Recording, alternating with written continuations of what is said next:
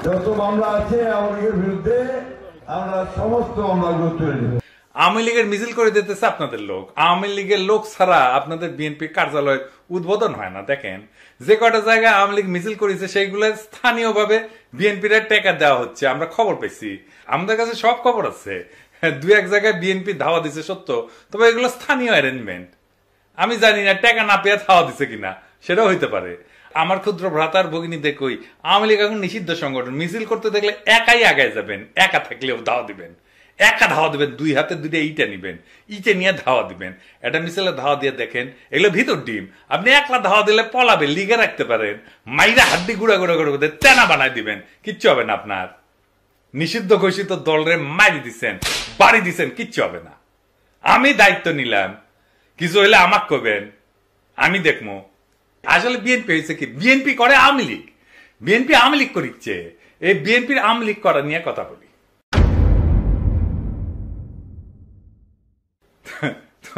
যাই মানে এখন মনে হচ্ছে যে বিএনপি আসলে যে আওয়ামী লীগ করে, এটা কি ব্যান কথা কইলাম বুঝাই কই।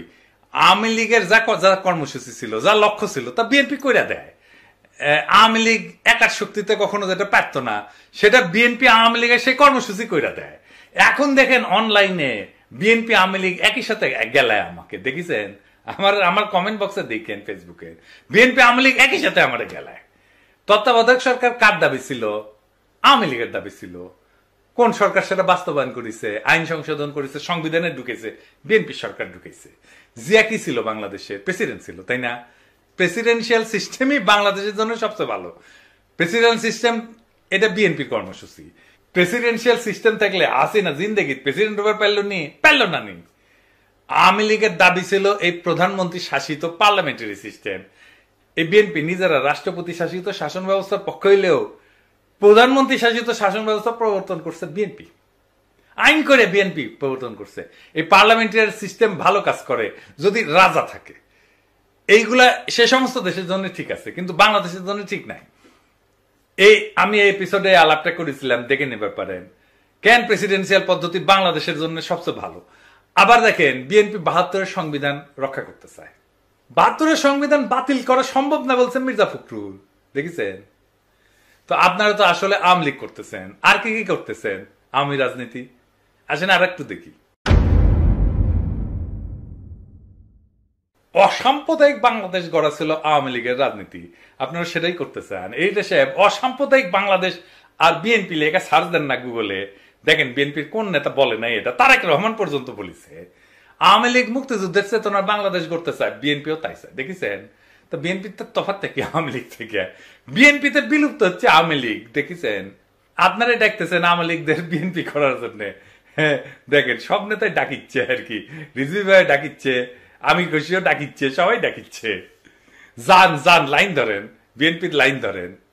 সালাউদ্দিন কাদের চৌধুরী কইছিল যে আওয়ামী লীগ একটা আশ্চর্য মেশিন, সব রাজাকার ঢুকাইলে মুক্তিযোদ্ধা বেড়ায়। তো এরকম বিএনপি একটা আশ্চর্য মেশিন হয়েছে, সব আওয়ামী লীগ ঢুকাইলে বিএনপি হয়ে বেড়াবে। রবীন্দ্রনাথ শুনলে কাজ হয়ে পড়ে বিএনপি, দেখেছেন? আমরা যে জাতীয় সঙ্গীত পাল্টাইতে চাই, সেই জাতীয় সঙ্গীত নিয়ে বিএনপি গর্বিত। দেখেন তারেক রহমান কইছে, কি আর বলবো, এই রবীন্দ্রনাথ বাংলাদেশে ইন্ডিয়ার আওয়ামী লীগের একটা পলিটিক্যাল প্রজেক্ট, সেটারে ঊর্ধ্বে তুলে ধরে বিএনপি। এখন বিএনপি আওয়ামী লীগের লোকেরা এসে খাও খাও করে ধরবি, আপনি না রবীন্দ্রনাথ নিয়ে বই লিখেছেন, আমি একটা কেন, আমি ১০০টা বই লিখমু, তাতে কি যায় আসে? তাতে কিছু যায় আসে? জাতীয় সঙ্গীত একটা পলিটিক্যাল কোশ্চেন, একটা জাতির আত্মপরিচয়। আমি তো বদলিয়ারের কবিতা পছন্দ করি, রবীন্দ্রনাথ বাদী দেন, তা আমি কি বদলিয়ারের কবিতা নিয়ে এসে জাতীয় সঙ্গীত বানামু? হ্যাঁ বেকুব গুলা।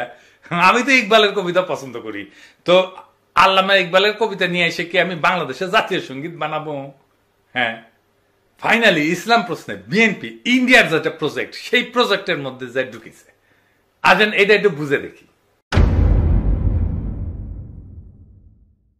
বিএনপি সবসময় ইসলাম প্রশ্নে একটা নমনীয় শ্রদ্ধামূলক অবস্থান নিত সৃষ্টির সময় থেকে, জিয়াউর রহমানের আমল থেকে। কিন্তু বেশ কিছুদিন থেকে একটা শক্তিশালী ধারা বিএনপির মধ্যে কাজ করতেছে, যারা মনে করে ইসলামপন্থী ধারা, বিশেষ করে জামাত ইসলামীর সঙ্গে বিএনপির সঙ্গ ত্যাগ করা উচিত। এইটা বাস্তবায়িত হয়েছে পূর্ণাঙ্গভাবে হাসিনা পতনের পরে। দল হিসাবে ইসলাম প্রশ্নে বিএনপি কিভাবে নীতিগত কৌশলগতভাবে মোকাবেলা করবে তা নিয়ে অবশ্যই তারা সিদ্ধান্ত নিতে পারে। কিন্তু একটা জিনিস বুঝতে হবে বাংলাদেশের সবাইকে, যারা রাজনীতি করতে চায়, যারা ভবিষ্যতের রাজনীতি করবে সবাইকে, সেটা হইতেছে আদর্শগত মর্মের দিক থেকে বাংলাদেশের বর্তমান এবং আগামী রাজনীতির নির্ধারক হচ্ছে ইসলাম প্রশ্ন। এটাকে এড়ায় যাওয়ার উপায় নাই। যেভাবেই বলেন না কেন এটাকে এড়ায় যেতে পারবেন না। মর্মের দিক থেকে বাংলাদেশের আগামী রাজনীতির এইটাই নির্ধারক প্রশ্ন, আপনি চান বা না চান। পাশ্চাত্য লিবারাল রাজনীতির কাঠামোর মধ্যে বাংলাদেশের সংখ্যাগরিষ্ঠ জনগণের ধর্মীয় আবেগ, সংবেদনা, স্বপ্ন, সংকল্প বিএনপি তার জাতীয়তাবাদী রাজনীতির বয়ানের মধ্যে কিভাবে অন্তর্ভুক্ত করবে সেটা একটা বুদ্ধিভিত্তিক কাজ হইতে পারত, সাহায্য নিতে পারত। সেটা তো নিবে না, ওরা সবার থেকে বেশি বুঝে। এটা একটা খুব ইন্টেলেকচুয়াল ট্যাকটিক্যাল কৌশলগত কাজ হইতো, বলাই বাহুল্য। বিএনপি সেটা করতে সক্ষম না, এটা তাদের কম্য না। তারা বুঝাই দিছে এটা তারা পারবে না। সেকুলার ইসলামপন্থীদের জোটে একসঙ্গে ধরে রেখা শেখ হাসিনার শাসনের বিপরীতে বিএনপি একটা সময় পর্যন্ত দাঁড়িয়ে থাকতে পারছিল। কতক্ষণ? যখন খালেদা জিয়া ক্ষমতায় ছিল, যখন খালেদা জিয়া নেতৃত্বে ছিল। সেটা লিবারাল রাজনীতির সংস্কৃতির দিক থেকে একটা খুব বড় সাফল্য ছিল। ইন্ডিয়া এই সাফল্যটা নস্যাৎ করতে বদ্ধপরিকর ছিল, তারা পরিকল্পনা করছে। ইন্ডিয়ার এই কৌশল শুধু জামাত ইসলামকে বিএনপি থেকে বিচ্ছিন্ন করে না, মূলত ভারতীয় আধিপত্যবাদের বিপরীতে ধর্মনিরপেক্ষতাপন্থী এবং ভারতীয় আধিপত্যবাদের বিরুদ্ধে সেকুলারপন্থী এবং ইসলামপন্থীদের সম্ভাব্য ঐক্যের যে কোনো সম্ভাবনা ভারত নস্যাৎ করে দিতে চায়।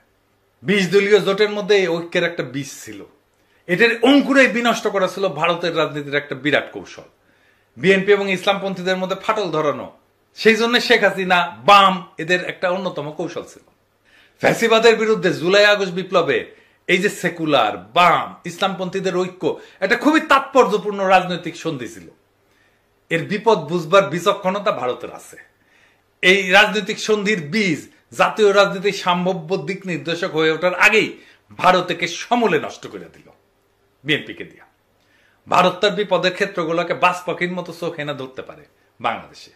71-এর মুক্তিযুদ্ধে জামাত ইসলামের ভূমিকার বিচার আর বাংলাদেশের ইতিহাস, সমাজ, সংস্কৃতি আর রাজনীতিতে ইসলামের ভূমিকার প্রশ্ন দুইটা আলাদা প্রশ্ন। 1971-এ জামাতে ইসলামের ভূমিকার কারণে বাংলাদেশের শক্তিশালী ইসলামপন্থী রাজনীতির উদ্ভব এবং বিকাশ অনেকটা ক্ষতিগ্রস্ত হয়েছে, সেটা আমরা মানি বা না মানি। কিন্তু বিএনপিকে জামাত ইসলাম থেকে বিচ্ছিন্ন করা যে একান্তই ভারতের এবং লীগের প্রধান কৌশল, যার উদ্দেশ্য বিএনপিকে আরো দুর্বল করা, খর্ব করা, এটা বোঝার জন্য খুব একটা রাজনৈতিক জ্ঞানের প্রয়োজন হয় না, আইনস্টাইন হওয়ার দরকার নাই। এটা উল্টা দিকে জামাত ইসলামকেও দুর্বল করা কৌশল। আমি মুক্তিযুদ্ধের চেতনার প্রশ্নে তারেক রহমানের একটা পুরনো সাক্ষাৎকার দেখাই, যখন খালেদা জিয়া বিএনপি প্রধান, যখন খালেদা জিয়ার নেতা, সেই সময় বিএনপি আসলে মুক্তিযুদ্ধ প্রশ্নে কি স্ট্যান্ড নিত। আমি এই সাক্ষাৎকারটা সাপ্তাহিক 2000-এ প্রকাশিত হয়েছে, 2001 সালের 17 আগস্ট। এইটা পরে জনগণের মুক্তিযুদ্ধ চেতনার স্বরূপ সন্ধান এই নামে আহমেদ মুসা সম্পাদনা করে আর একটা বই বের করে। তো সেই সাক্ষাৎকার বড়, কিন্তু আমি শুধু মুক্তিযুদ্ধ বিষয়ক অংশটা তুলে ধরতেছি। এইখানে আমি সাপ্তাহিক 2000-এর প্রশ্ন এবং তারেক রহমানের উত্তর সেটা আপনাদেরকে বলতেছি। জামাতে ইসলামীকে কি আমি মুক্তিযুদ্ধের বিপক্ষ শক্তি বলবো না? আমি কিন্তু জিনিসটাকে ভিন্নভাবে দেখি, এটা আমার আগের জেনারেশন বলতো। আমি বলবো আসুন আমরা ভিন্নভাবে চিন্তা করি। 1971 সালে মুক্তিযুদ্ধ হয়েছিল, আমার বাবা মুক্তিযুদ্ধ করেছিলেন, তারা বুঝেছিলেন তারাই সঠিক কাজটি করছেন। জামাতকে অনেকে, আপনারা, আওয়ামী লীগ বলে যে তারা মুক্তিযুদ্ধের বিপক্ষ শক্তি। দেশ তো এখন স্বাধীন হয়ে গেছে। আমাদের সবচেয়ে বড় বাস্তবতা হচ্ছে দেশ কিন্তু এখন স্বাধীন। 71-এ জামাত হয়তো মনে করেছিল মুক্তিযুদ্ধটা ঠিক নয়, এ কারণেই হয়তো তারা এটার বিরোধিতা করেছিল। স্বাধীনতার পর জামাতের কোনো নেতা কি বলেছে এটাকে আমরা আবার পাকিস্তানের নিয়ন্ত্রণে নিয়ে যাব? আমার তো মনে পড়ে না কোথাও তারা এটা বলেছে। দেশ এখন স্বাধীন, আমরা 30 বছর পেরিয়ে এসেছি। এই যে মুক্তিযুদ্ধের চেতনা, রাজাকার, এটা নিয়ে আমাদের পূর্বপুরুষদের এত সময় নষ্ট করেছে যেটার ভোগান্তি এখন আমাদেরকে পোহাতে হচ্ছে। আমার জেনারেশনকে বলবো আসুন আমরা সামনে এগোই, রাজাকার নিয়ে চিন্তা করে সময় নষ্ট না করে মানুষের অর্থনৈতিক মুক্তির লক্ষ্যে যা করা উচিত বা যা করা প্রয়োজন সেটা করি। যুদ্ধাপরাধীর বিচার বা শাস্তির ব্যবস্থা তো একটা স্বাভাবিক ঘটনা, এটাকে ভুলে গেলে চলবে কি করে? জার্মানি 40 বছর পর প্রশ্নটা শেষ করতে দেননি তারেক রহমান, তার আগেই উনি বলতে শুরু করেন। জার্মানি 40 বছর পর নাৎসিদের বিচার করেছে। 40 বছরে তারা প্রথমে দেশের প্রতিটি মানুষের বাসস্থানের ব্যবস্থা করেছে, কর্মসংস্থানের ব্যবস্থা করেছে, তারপরেই তারা এটাতে গেছে। আপনি বলছেন আগে আমরা মানুষের মৌলিক চাহিদা পূরণ করব, তারপরে মুক্তিযুদ্ধের বিপক্ষ শক্তি বা রাজাকার নিয়ে চিন্তা করব। অফকোর্স আমার বাবা যুদ্ধ করেছেন। কেন যুদ্ধ করেছেন? যাতে দেশের প্রতিটি মানুষের বাসস্থান থাকে, খাদ্যের নিশ্চয়তা থাকে, অর্থাৎ মানুষের মৌলিক চাহিদা নিশ্চিত করার জন্য। কিন্তু 30 বছরে আমরা মানুষের এই মৌলিক চাহিদাগুলো পূরণ করতে পারিনি। আসুন আগে মানুষের মৌলিক চাহিদাগুলো পূরণ করি, তারপর ওসব নিয়ে চিন্তা করা যাবে। আপনার বাবা যাদের বিরুদ্ধে যুদ্ধ করেছিল, আপনি তাদের বিষয়টি আলাদাভাবে দেখবেন না?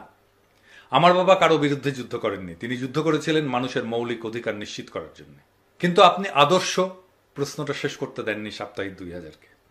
তারেক রহমান তার আগেই বলা শুরু করেন, আপনার পেটে যখন ক্ষুধা থাকবে তখন কিন্তু মাথায় আদর্শ কাজ করবে না।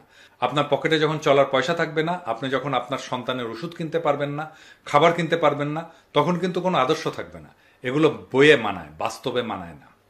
আমরা মুক্তিযুদ্ধের বিপক্ষ শক্তি বলতে যাদের কথা বলছি তারা তো খুবই কম। বিএনপির মতো একটা রাজনৈতিক দল কেন তাদের শেল্টার দেবে? শেল্টার দেওয়ার ব্যাপার নয়, আমরা চেষ্টা করেছি সবাই মিলে একসঙ্গে কাজ করতে, দেশকে এগিয়ে নিতে। এখন বলতে হয় 96 সালে শেখ হাসিনা যখন তাদের সঙ্গে নিয়ে আন্দোলন করলেন, তখন কেন আপনারা তাকে এই প্রশ্ন করলেন না? অবশ্যই শেখ হাসিনাকে এই প্রশ্নগুলো করা হয়েছিল। উত্তরে কি বলেছিলেন শেখ হাসিনা? কৌশলগত মিত্রের কথা বলেছিলেন, কিন্তু এতে তিনি সমালোচনা থেকে রেহাই পাননি। কৌশলগত মিত্র তার মানে শেখ হাসিনা নিজ স্বার্থে বলেছেন এই কথা। আপনিও তো সেরকমই বলছেন না। আমি সেভাবে বলতে চাচ্ছি না। আমি বলতে চাচ্ছি আসুন আমরা সবাই মিলে সামনের দিকে এগোই। পেছন নিয়ে আমরা আর কত টানাটানি করব? আপনি জান না, একজন সাধারণ মানুষের কাছে মুক্তিযুদ্ধের যারা বিরোধিতা করেছিল তাদের প্রতি তার হয়তো একটা বিরূপ ধারণা আছে। কথাটা অনেকাংশে হয়তো বা ঠিক, কিন্তু এটাও ঠিক মানুষ এসব শুনতে শুনতে ত্যক্ত, বিরক্ত। মানুষ এখন নতুন কিছু শুনতে চায়, নতুন কিছু দেখতে চায়। বিএনপি এখন নতুন কিছু বলছে না, ওই পুরনো কথাগুলোই যা আওয়ামী লীগ বলতো সেটাই এখন বিএনপির কর্মীরা বলে, সেটাই এখন বিএনপির নেতারা বলে। বিএনপি নিজেই তার এই অবস্থান মানে না। বিএনপি এখন তারেক রহমানের দেওয়া বক্তব্যের উল্টা কথা বলে। এই বিএনপি কার খপ্পরে পড়ে এই রাজনৈতিক অবস্থান নিল সেটা কি বিএনপি স্পষ্ট করা উচিত না? নাকি সেই সময় তারেক রহমান সেটা ভুল বলছিল? বিএনপি যদি এর ব্যাখ্যা দিতে না পারে তাহলে তো আপনি ওই দলের কোনো কথাতেই আস্থা রাখতে পারবেন না। ওরা ক্ষমতায় যে যা খুশি তাই করবে, আগের সব কথা উল্টাই দেবে। তাই দিচ্ছে। আমরা কেন বিএনপির বিরোধিতা করি? বিএনপি আজ যেখানে দাঁড়ায় সেখান থেকে আর যাই হোক জনতার আশা ভরসার পথে হাঁটা যায় না। কারণ ছাত্র জনতা শুধু আওয়ামী লীগকে সরাই দিচ্ছে, তাতেই বিএনপি খুশি। কিন্তু বিএনপি আওয়ামী লীগকে ছুঁড়ে ফেলে দিতে চায় না। তাদের নীতি, ইতিহাস, তাদের বয়ান, এমনকি তাদের ভাষা বিএনপির গলায় উঠে আসে। জিয়া যে রাষ্ট্রপতির শাসন ব্যবস্থার কথা বলছিলেন, বিএনপি আবার সংসদীয় ব্যবস্থা বন্ধ না করে। যে জিয়া 72-এর সংবিধানকে বাতিল করে দিছিল, এখন সেই বিএনপি 72-কে রক্ষার কথা বলে। যে বিএনপি অসাম্প্রদায়িকতার নামে আওয়ামী লীগের হাইব্রিড বয়ানকে সামনে রেখা ইসলামী মূল্যবোধ থেকে সরে যায়, সে কি করে জনগণের প্রতিনিধিত্ব করবে? এটি কি পরিবর্তন, নাকি এক বিব্রতকর পুনরাবৃত্তি? বিএনপি একটা নকল বিকল্প, যেখানে পুরাতনের পোশাকে নতুন কিছু সাজানোর ব্যর্থ চেষ্টা চলে। যারা আওয়ামী দুঃশাসনের বিরুদ্ধে এক বুক আশা নিয়ে বিএনপির দিকে তাকাইছিল, অথচ এখন দেখে ওদের পাতে ভাত কম, কিন্তু বকবকা নিয়ে আওয়ামী বুলি আগের চেয়ে বেশি। ফ্যাসিস্ট হাসিনার জন্ম কিন্তু বিএনপির ব্যর্থতা থেকেই। ছাত্র জনতা তাদের নিশ্চিহ্ন হওয়া থেকে বাঁচাইছে বিএনপিকে, আর সেই ছাত্রদের মুতে ভাষায় দিতে চায় বিএনপি। যদি বিএনপির লোকরা প্রস্রাব করে একমাত্র, তাহলে প্রস্রাবের তোরে ভেসে বঙ্গোপসাগরে গিয়ে পড়ব। বিএনপির এই নীতিহীন সফট আওয়ামীকরণ প্রক্রিয়া আসলে রাজনৈতিক আত্মহত্যা। এই পথ জনতার না, এটা মিটমাটের, কম্প্রোমাইজের আর আত্মসমর্পণের পথ। এই পথ নতুন বাংলাদেশের পথ হতে পারে না। আজ প্রয়োজন নতুন এক প্রস্তাবনার, একটা মৌলিক বিপরীত রাজনীতির, যেখানে ইসলামপন্থী শক্তি, জনগণের জীবন ঘনিষ্ঠ চেতনা আর রাষ্ট্রীয় ন্যায় বিচার এক মোহনায় মিলবে। যেখানে মুক্তিযুদ্ধের মানে হবে না কোনো দলীয় ট্যাগলাইন, বরং জনগণের সত্যিকারের মুক্তির সূচনা। যেখানে ইসলাম ধর্ম হবে রাষ্ট্রের গভীর মূল্যবোধের ভিত্তি, আর যেখানে নেতৃত্ব আসবে জনগণের ভিতর থেকে, সেই নেতৃত্ব যে ভারতপন্থী না। বিএনপির সামনে এখন মাত্র 2টা রাস্তা খোলা আছে: নকল আওয়ামী লীগ হয়ে মুছে যাওয়া ইতিহাস থেকে, অথবা আওয়ামীকরণ ছুঁড়ে ফেলে সত্যিকারের জনতার বিকল্পে রূপান্তরিত হওয়া। জনগণ ক্ষমা করতে জানে, কিন্তু জনগণ প্রতারণা চেনে। বিএনপি আজকের রাজনীতি জনগণের সাথে প্রতারণা।